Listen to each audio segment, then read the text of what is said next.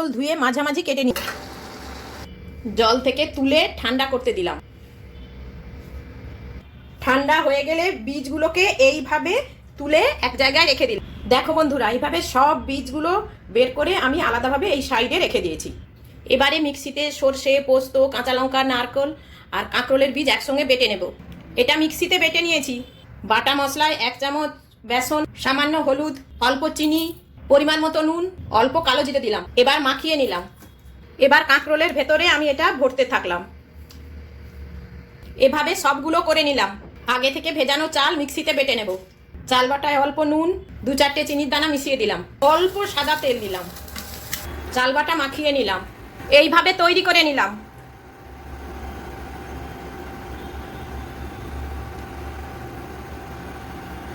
কড়া গরম হয়ে গেলে এইভাবে উল্টে দিয়ে দিলাম।